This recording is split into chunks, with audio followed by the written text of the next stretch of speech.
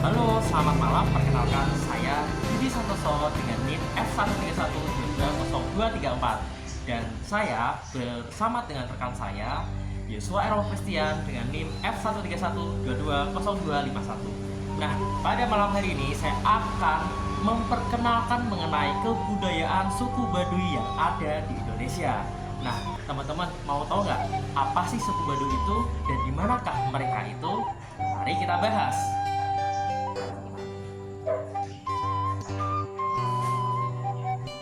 Sejarah suku Baduy. Suku Baduy itu ada dua, yaitu Baduy Dalam dan Baduy Luar. Nah, suku Baduy Dalam adalah salah satu kelompok etnis yang tinggal di wilayah pegunungan di Provinsi Banten, Indonesia. Tepatnya di kawasan hutan adat di sekitar Kabupaten Lebak, Banten. Nah, mereka sering dikenal karena mempertahankan cara hidup sangat tradisional dan terisolasi dari pengaruh modernisasi. Suku Baduy Dalam adalah bagian dari masyarakat adat yang berasal dari wilayah Provinsi Banten. Mereka merupakan bagian dari suku Sunda, namun memiliki kebudayaan dan tradisi yang sangat unik. Nah, secara historis, suku Baduy berawal dari perpecahan dalam kerajaan Sunda pada abad ke-16. Ketika sebagian masyarakat memilih untuk tetap menjalankan tradisi asli dan menolak pengaruh dari luar, terutama pengaruh agama Islam yang mulai berkembang di kerajaan tersebut. Nah, masyarakat Baduy Dalam memilih untuk tetap memeluk agama animisme dan menjaga adat istiadat nenek moyang mereka. Oke, kita lanjut membahas mengenai letak geografis. Pemukiman suku Baduy terletak di wilayah pegunungan yang terpencil di wilayah Provinsi Banten, Indonesia, tepatnya berada di wilayah Kabupaten Lebak. Secara geografis, pemukiman suku Baduy berada di bagian barat daya Pulau Jawa, sekitar 80-100 km dari ibu kota Provinsi Banten. Atau bisa dibilang 150 km dari ibu kota Jakarta.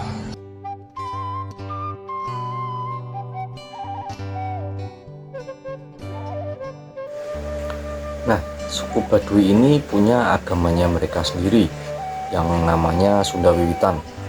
Ini adalah agama asli suku Baduy, agama asli Sunda.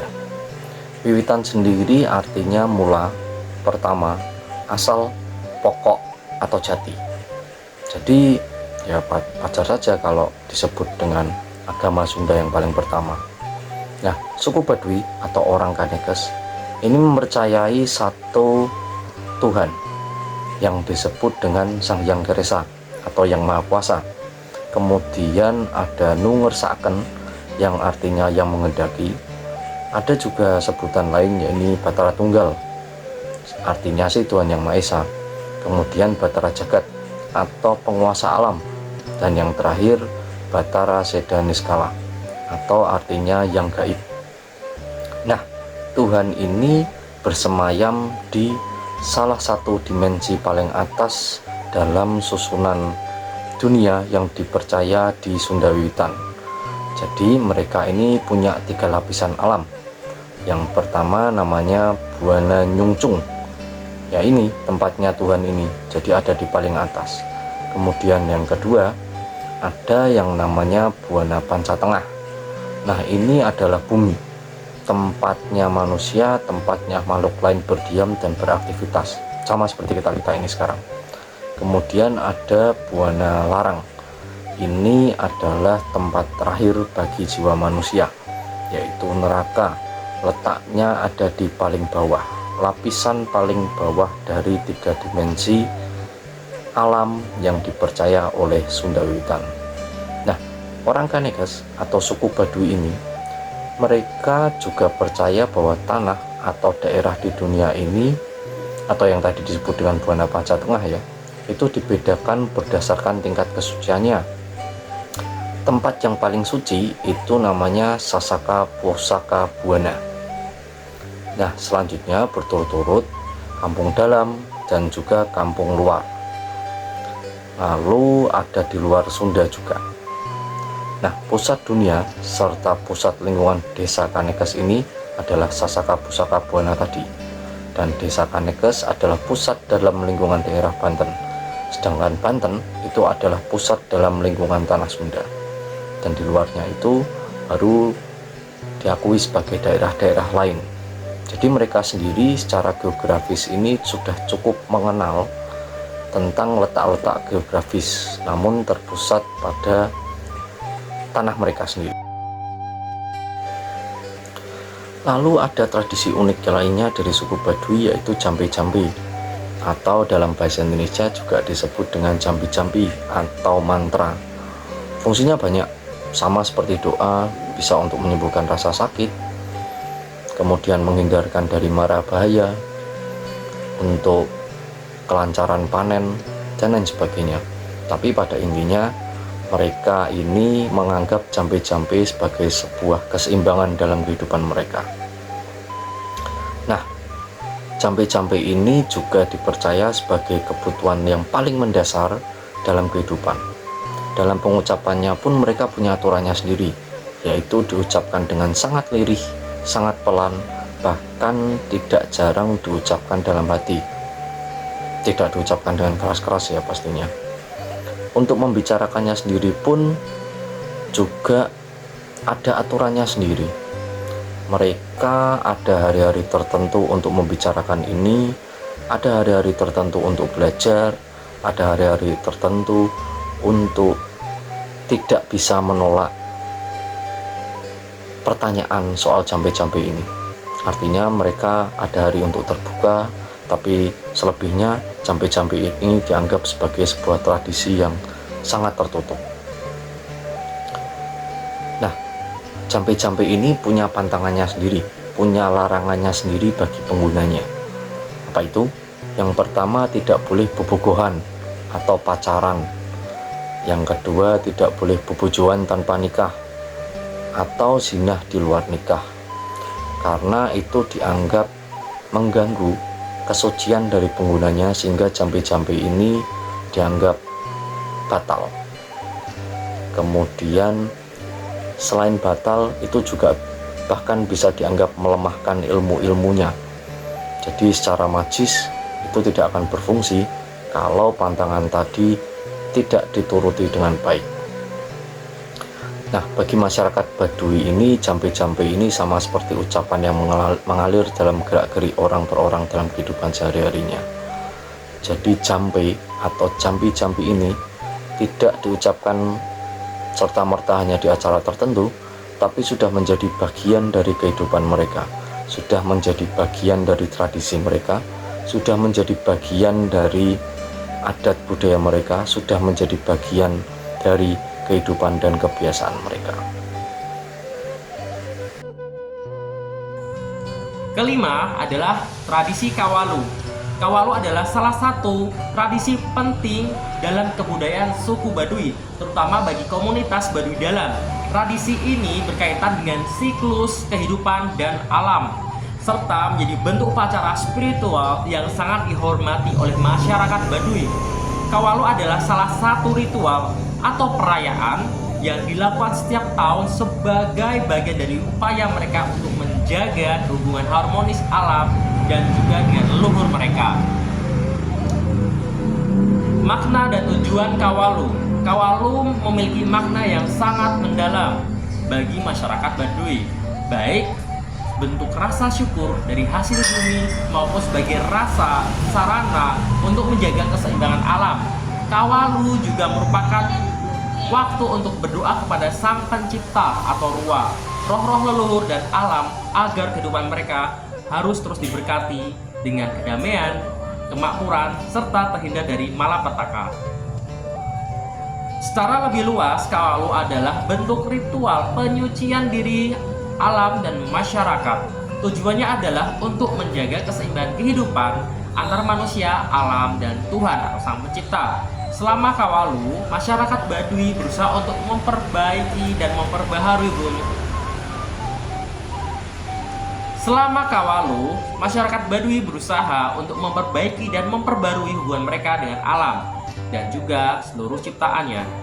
Lanjut, yaitu adalah menenun. Tradisi menenun adalah salah satu aspek penting dalam kehidupan suku Baduy. baik yang tinggal di Baduy luar maupun Baduy dalam. Kegiatan ini tidak hanya sekedar keterampilan menghasilkan kain, tetapi juga memiliki daya tarik, makna budaya dan spiritual yang mendalam. Makna dan filosofi dalam menenun. Menenun bagi suku Baduy bukan sekedar hanya pekerjaan dan keterampilan ekonomi, tetapi juga merupakan bagian dari ritual spiritual. Proses menenun dianggap sebagai bentuk perpaduan antara unsur alam dengan kehidupan manusia. Pekerjaan ini dilihat dari proses membawa keharmonisan karena menenun membutuhkan ketelitian, kesabaran, kehati-hatian yang sangat tinggi. Bagi suku Baduy, menenun lebih dari sekedar menghasilkan kain. Ini merupakan cara untuk menjaga hubungan dengan alam. Bahan utama untuk menenun seperti kapas, benang, semua berasal dari alam sekitar mereka yang harus dijaga dan harus dihormati. Ini menggarisbawahi prinsip hidup mereka yang sangat bergantung dengan alam. Lanjut, kita membahas mengenai sistem kekerabatan suku Baduy. Nah, sistem kekerabatan suku Baduy sangat dipengaruhi oleh adat istiadat dan nilai budaya yang telah diwariskan turun-temurun. Kekerabatan dalam masyarakat suku Baduy tidak hanya mencakup hubungan darah, tetapi juga hubungan sosial, spiritual, dan adat yang sangat kuat. Suku Baduy, baik yang tinggal di Baduy luar maupun Baduy dalam, sangat memperhatikan ikatan kekerabatan sebagai dasar dalam kehidupan sosial mereka. Nah, berikut adalah beberapa aspek yang sangat penting dalam sistem kekerabatan suku Baduy. Yang pertama, struktur kekerabatan. Masyarakat suku Baduy mengenal sistem kekerabatan patrilineal, yang artinya garis keturunan dan warisan kekeluargaan diturunkan melalui pihak laki-laki. Keturunan dianggap penting dalam menentukan status seorang dalam masyarakat dan hubungan kekeluargaan sangat dihargai. Meskipun demikian, sistem ini juga melibatkan peran penting perempuan dalam menjaga keberlangsungan kehidupan sosial. Lalu ada upacara sebat. Sebelum sebat dilakukan, jadi orang-orang dari suku Baduy ini akan menggelar upacara kawalu itu selama 3 bulan. Nah, kawalu sendiri ini adalah ungkapan rasa syukur kepada Tuhan, dan upacaranya sendiri dibagi ke 3 sesi. Di sesi yang terakhir, ini nuansanya akan tampak sangat kental, sangat religius, dan biasanya orang-orang yang berusia 15 tahun ke atas itu akan mulai berpuasa. Nah, setelah kawalu, suku Baduy akan melanjutkan dengan upacara ngalakso. Ngalakso ini sebenarnya seperti silaturahmi ke kerabat dan tetangga-tetangga. Kemudian mereka sendiri juga akan membawa hasil bumi mereka, hasil panen, untuk kemudian dibagikan ke kerabat dan tetangga yang dikunjungi. Setelah itu, barulah upacara seba ini dimulai. Upacara seba ini syarat dengan makna dan nilai-nilai budaya pastinya. Makna dari semua nilai budaya yang ada di upacara ini itu mengandung petuah, nasihat, dan juga amanah kepada pemimpin, supaya pemimpin itu bisa menempatkan diri sebagai pemimpin yang menjadi pola panutan bagi rakyatnya, termasuk suku Baduy sendiri. Tidak sewenang-wenang, tidak otoriter, tidak seenaknya sendiri, dan tentu saja amanah dalam memimpin. Nah, upacara ini jadi bukti juga bahwa ada pengakuan secara adat kepada pejabat bupati sebagai salah satu pejabat yang memimpin suku Baduy, pun juga dengan gubernur, bahwa secara informal mereka ini adalah salah satu pemimpin masyarakat Baduy. Untuk pelaksanaannya sendiri biasanya dipilih waktu yang terbaik untuk hari maupun tanggal pelaksanaannya, tapi biasanya terjadi setelah panen. Nah, tempat pelaksanaan upacara ini ada di Rangkas Bitung, ada di pendopo Kabupaten Lebak, dan pendopo ibu kota provinsi Kota Serang. Dalam melaksanakan upacara ini, kelompok Baduy yang terbagi menjadi 2 tadi, Baduy luar dan Baduy dalam, mengenakan pakaian yang berbeda loh. Yang Baduy dalam, mereka mengenakan busana dan ikat kepala berwarna putih, serba putih. Sedangkan Baduy luar, mereka mengenakan pakaian berwarna hitam dan ikat kepala berwarna biru.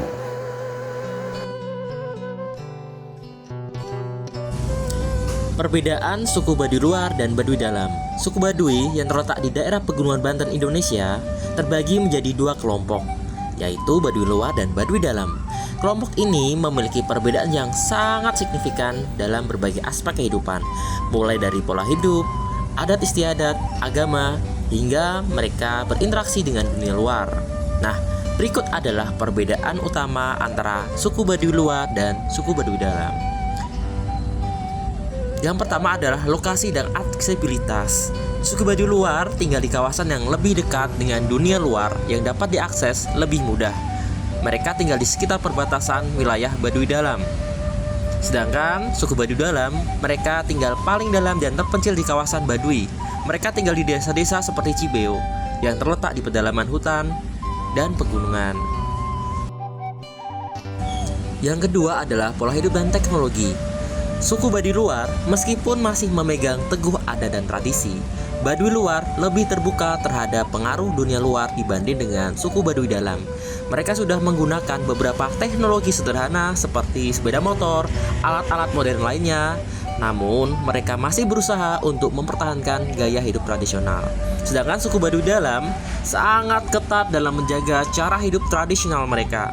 Mereka tidak menggunakan teknologi modern seperti listrik, kendaraan bermotor, dan alat elektronik. Semua kegiatan mereka dilakukan dengan cara manual dan sederhana. Yang ketiga adalah sistem kepercayaan dan agama. Suku Baduy luar menganut agama Islam secara umum, meskipun dalam bentuk yang lebih tradisional dan sangat dipengaruhi oleh kepercayaan asli mereka, Sunda Wiwitan. Mereka masih mempertahankan banyak adat dan kepercayaan animisme dalam kehidupan sehari-hari, tetapi pengaruh Islam lebih terlihat dibandingkan dengan suku Baduy dalam. Sedangkan suku Baduy dalam memeluk agama Sunda Wiwitan murni, yaitu kepercayaan asli orang Sunda yang menganut animisme dan penghormatan terhadap roh-roh leluhur serta alam. Agama ini sangat kuat dipegang oleh suku Baduy dalam, dan mereka tidak mengenal Islam atau agama lain. Dalam kehidupan mereka, segala bentuk kegiatan, ritual, dan adat sangat terkait dengan ujaran Sunda Wiwitan yang menjaga keselarasan antara manusia, alam, dan roh leluhur. Yang keempat adalah adat istiadat dan kehidupan sosial. Suku Baduy luar memiliki kehidupan sosial yang lebih fleksibel dibanding dengan Baduy dalam. Mereka tetap mematuhi adat istiadat yang ketat, namun mereka lebih terbuka terhadap perubahan dan interaksi dengan dunia luar. Mereka seringkali bepergian ke kota-kota terdekat untuk menjual hasil bumi mereka atau untuk urusan lainnya, meskipun tetap menjaga tata cara dan prinsip adat yang ada. Sedangkan suku Baduy dalam sangat ketat dalam menjalankan adat dan tradisi mereka. Kehidupan mereka sangat sederhana dan terstruktur dengan aturan adat yang sangat ketat. Mereka hanya dapat berinteraksi dengan dunia luar dalam kondisi tertentu dan terbatas. Sebagian besar waktu mereka dihabiskan untuk kegiatan sehari-hari seperti bertani, membuat kerajinan, dan menjalankan ritual keagamaan atau adat. Yang kelima, kebebasan dalam berinteraksi dengan dunia luar. Baduy luar lebih bebas dalam berinteraksi dengan dunia luar. Mereka menerima kunjungan dari luar, berinteraksi dengan turis, dan menjalin kehidupan serta hubungan dengan masyarakat sekitar. Mereka juga lebih terbuka dalam menerima pengetahuan dan keterampilan dari dunia luar, tidak bertentangan dengan adat mereka. Sedangkan suku Baduy dalam sangat terbatas dalam berinteraksi dengan dunia luar. Mereka hanya diperbolehkan berhubungan dengan orang luar dalam kondisi tertentu, seperti untuk keperluan darurat atau jika kebutuhan yang sangat mendesak. Baduy dalam menghindari kontak dengan dunia luar sebisa mungkin karena mereka percaya bahwa berinteraksi dengan dunia luar dapat mengganggu kesucian dan keharmonisan hidup mereka. Yang keenam adalah pakaian. Suku Baduy luar mirip dengan pakaian adat tradisional, namun mereka kadang menggunakan bahan yang lebih beragam dan lebih sedikit fleksibel dibanding dengan suku Baduy dalam. Pakaian mereka umumnya berwarna biru muda atau putih, dan mereka menggunakan ikat kepala serta sarung yang diikat dengan cara yang sangat khas. Sedangkan suku Baduy dalam sangat ketat dalam menjaga kesederhanaan pakaian mereka. Mereka mengenakan pakaian serba putih atau serba biru muda yang terbuat dari bahan alami dan diproses secara tradisional. Pakaian mereka adalah simbol kesucian dan kedekatan dengan alam. Mereka juga mengenakan sabuk atau ikat kepala yang terbuat dari kain tradisional. Yang terakhir adalah larangan dan pantangan.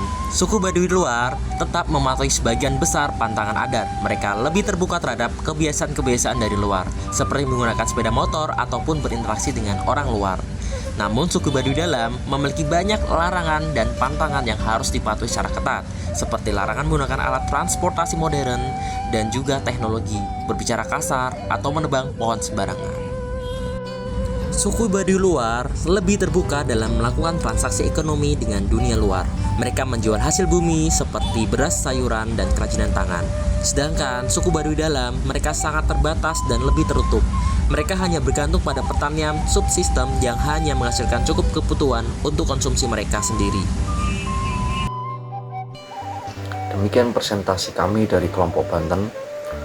Kami tahu masih banyak kekurangan, baik dari cara presentasi kami, kualitas video kami, dan juga materi kami. Itu kami mohon maaf untuk segala kekurangan kami, dan kami sangat terbuka untuk kritik dan saran yang membangun. Demikian kami dari kelompok Banten, Budi dan Errol mengucapkan terima kasih dan salam.